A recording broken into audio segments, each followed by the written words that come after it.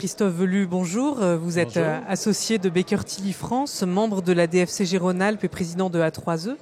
Vous étiez intervenant à l'instant dans une conférence sur l'évaluation des entreprises peut-elle se limiter à des formules mathématiques? C'est justement la question que j'ai envie de vous poser. Peut-on limiter l'évaluation à des formules mathématiques? Alors, je vais essayer de reprendre un petit peu la synthèse de tout ce qui est dit au niveau de l'atelier. Donc le premier élément qui est important, c'est qu'il n'y a pas de valeur sans formule. Voilà. Donc, contrairement à ce qu'on pourrait croire, une valeur, effectivement, c'est un montant en euros. Pour arriver à un montant en euros, c'est exactement comme dans une formule chimique ou une formule mathématique. Il faut nécessairement qu'il y ait une formule. Alors ensuite, on voit des articles qui disent oui, mais l'évaluateur est prisonnier des formules. En réalité, c'est pas tout à fait mon point de vue, contrairement à ce qui a pu être dit par d'autres intervenants. Nous, on considère que ça fait à peu près 25 ans que je fais de l'évaluation.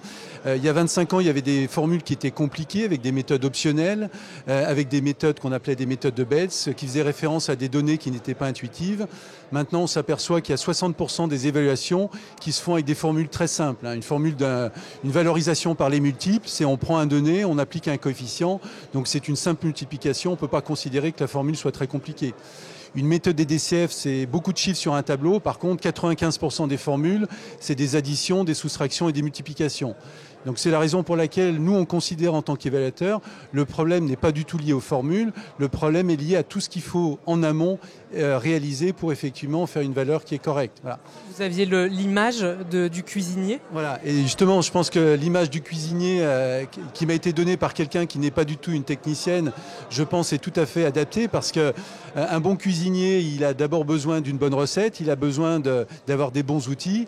Et quand on regarde un petit peu pour savoir qu'est-ce qu'un bon cuisinier, la notion de technique n'arrive jamais en premier plan parce qu'on considère que quelqu'un qui n'a pas la technique, il peut pas faire de la cuisine.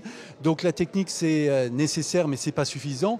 Qu'est-ce qui distingue un bon cuisinier d'un mauvais? C'est la passion qu'il a dans son métier, c'est l'intuition et l'expérience.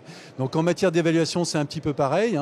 Un évaluateur qui est un bon technicien, mais qui n'est pas capable de comprendre un dirigeant ou sa stratégie, c'est un mauvais évaluateur en réalité. Écoutez, je vous remercie beaucoup.